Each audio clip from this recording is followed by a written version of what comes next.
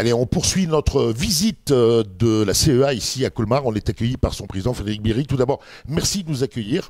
Avec bonheur. Pour ce magazine du mois de juin, le dernier de cette saison. Alors, on parle beaucoup de la CEA, on en entend parler, mais en fin de compte, Président, dites-nous en quelques mots ce qu'est cette fameuse collectivité européenne d'Alsace. Alors, la collectivité européenne d'Alsace, elle est née du souhait du conseil départemental du Haut-Rhin et le conseil départemental du Bas-Rhin de se rassembler pour former une seule collectivité européenne d'Alsace. Donc, elle rassemble les compétences des départements, c'est-à-dire qu'on est en responsabilité aussi bien sur la protection maternelle et infantile dès la naissance.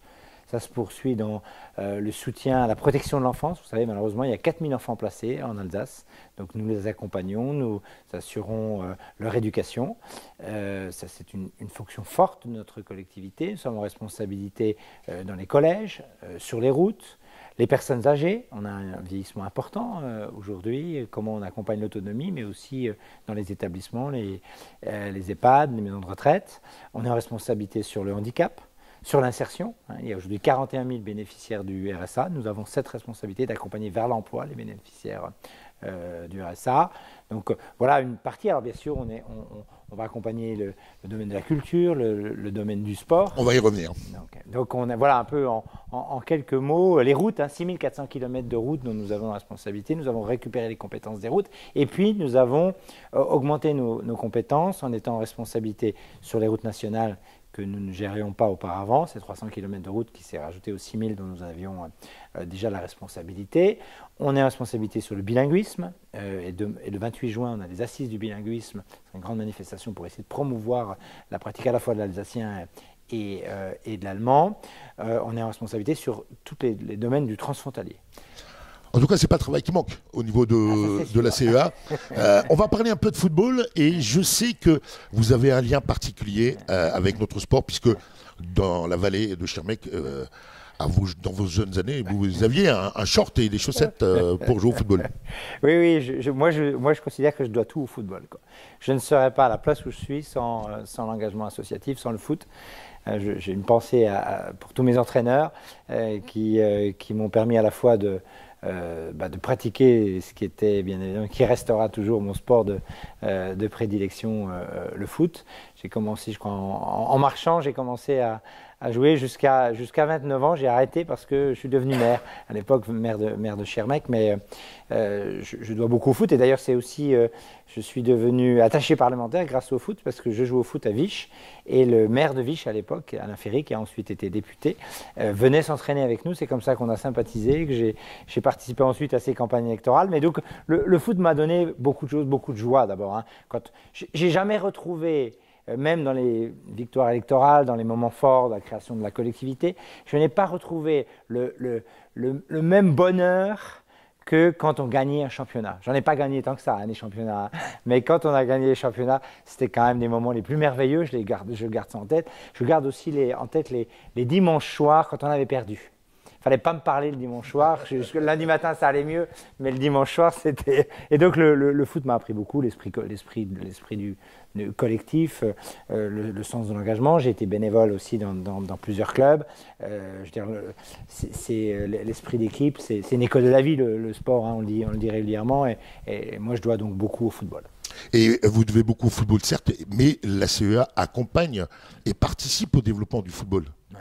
On est déjà dans l'aide à la licence, on accompagne tous les clubs sportifs dans l'aide à la licence.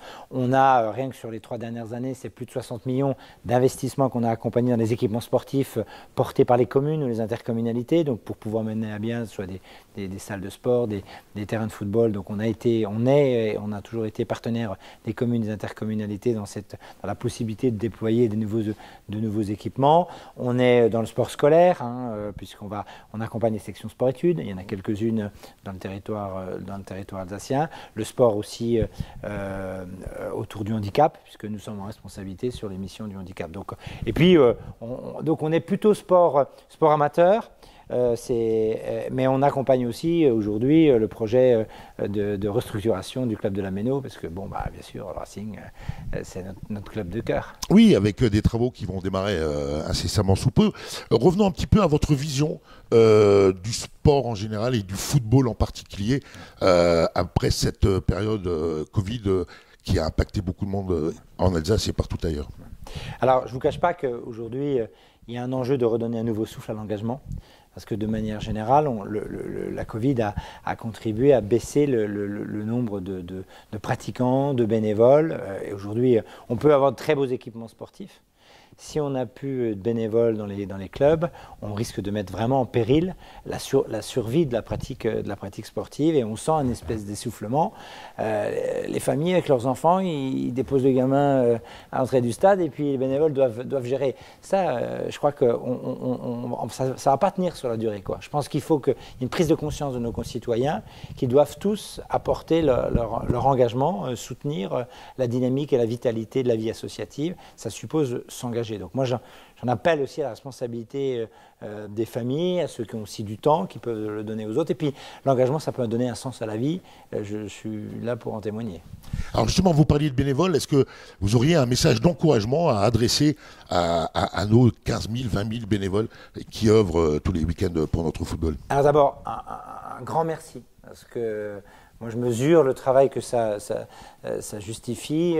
Être au bord des terrains, c'est sacrifier aussi une part de sa vie familiale, de sa vie personnelle, mais en même temps, ça donne un but à la vie. Et donc, moi, je vous invite à continuer, parce que donner aux autres, quand on donne aux autres, on reçoit aussi beaucoup humainement. Je pense que c'est un enthousiasme qu'on partage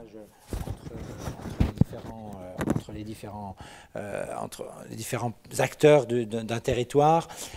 C'est beaucoup de joie aussi et beaucoup de satisfaction. Donc venez, continuez. En tout cas, vous êtes essentiels à la vitalité de nos territoires, donc on compte sur vous. Merci d'avance. Merci pour ces mots d'encouragement pour nos bénévoles. Président, quel avenir pour le football alsacien dans le Grand Est? Alors, je voudrais d'abord saluer le travail extraordinaire de Michel, Michel Aucourt, le président du district. On a appris à se connaître. Il est extraordinaire. Et l'ensemble de l'équipe, bien sûr, avec le directeur, avec Christophe, avec tous les membres du conseil d'administration, il y a une très très belle équipe. Avec un attachement au football alsacien qui est extraordinaire, que je voulais souligner.